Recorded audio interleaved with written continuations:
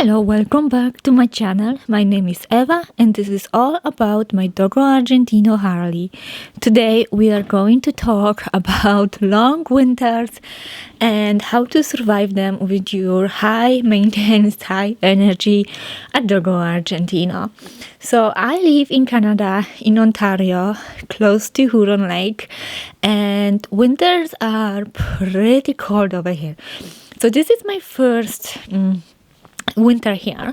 I moved from a city to a countryside, and let me tell you, there is nowhere to go. The roads are not plowed very well, so there is a lot of snow, okay? And I am currently pregnant, so walking it's kind of out of options right now. Maybe if I didn't have a ready belly and was out of breath, I could walk. So I kind of have to find things to do for her on my own property. So I have a 1 acre, and right beside me there is another acre that it's not mine, but I can use it. So it's kind of private for me because it's my neighbor's acre. They are planning to build in a few years, but because we take care of that land during summer, cutting the grass and all, we can use it. And there is no other people working or trespassing or anything like that. So it's basically we own 2 acres for now. So my dog has plenty of room to run that she really enjoys. As you can see on those videos, she's going absolutely crazy. And to be honest, 15-20 minutes of that a day is more than enough, because she is a Dogo Argentino and she doesn't handle the cold very well. So when we were living in the city and I had to walk her, things were a little bit different. Walking for an hour on a leash, it's not the same that full speed running for 20 minutes. It's really not.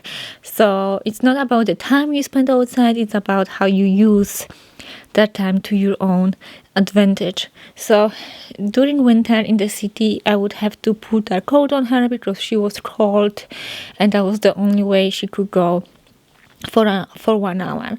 And during that time, you let her run, you walk, but I also had to do a lot of training and some mind games, so she wouldn't only get physically tired but also mentally tired.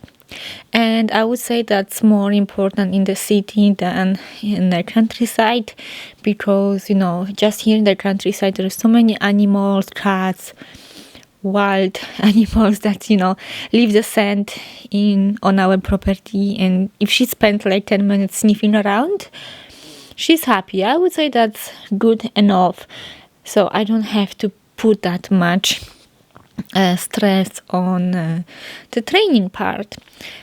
But yeah, in the city, if you follow me around, there is so many shorts that I posted with me doing something with her, even simple stuff. Sit here, sit there, go here, do this, do that. Doesn't even need to be new stuff, but learning new stuff is always good. But yeah, it was definitely more challenging in the city to survive the winter, and the winter was always so long and so slippery. And I know she was cold, her feet, she doesn't wear boots or anything like that, just a jacket. And the jacket, I would have to put it on when it was about -6 degrees of Celsius.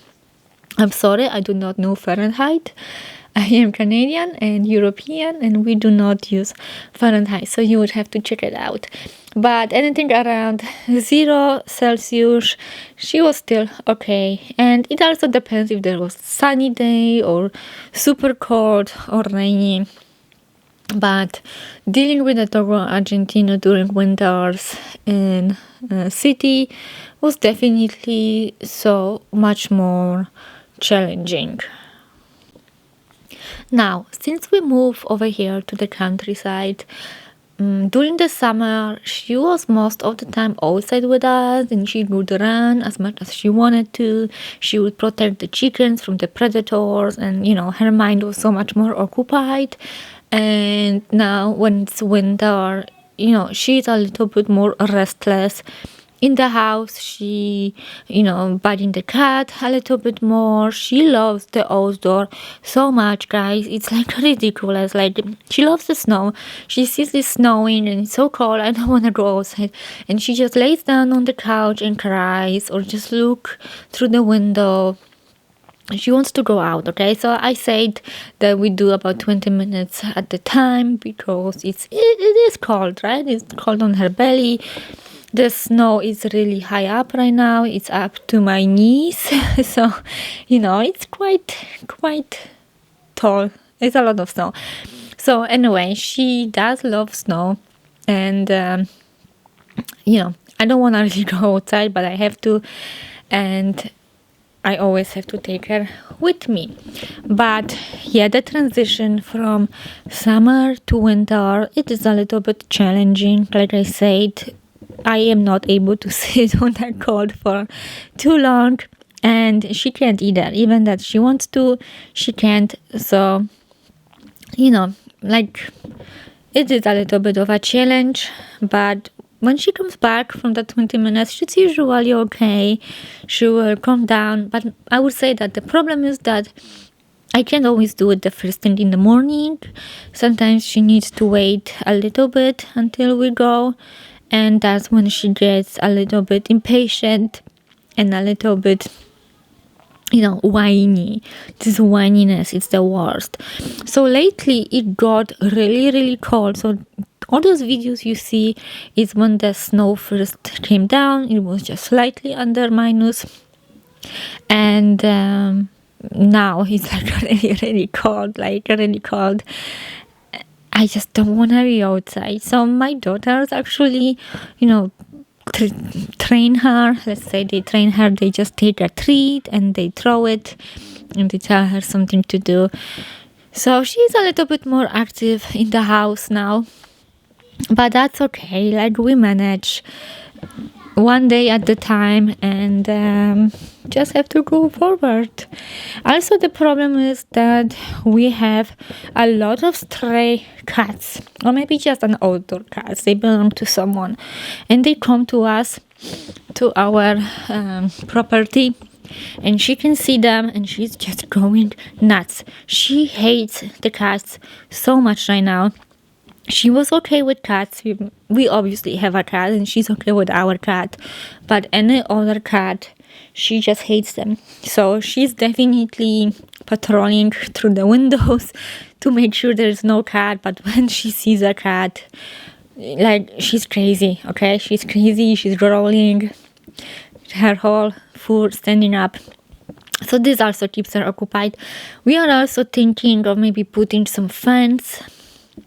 I don't know if around the whole property or just some, because, if she's whiny, I could just let her out.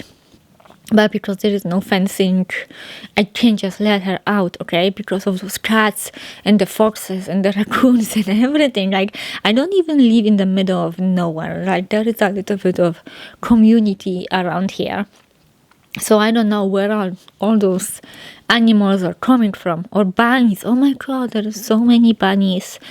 So even in like summertime, we had to be really careful to let her out, because she was always on the hunt, always looking for them. And now the cats. I haven't seen bunny in a while. Maybe because it's too cold for them. I don't know. But definitely the freaking cats, it's crazy. But you know what, if she chased the cat all the way through to the property lines, it's gonna make her tired a little bit, and I think she's also extremely happy to do so.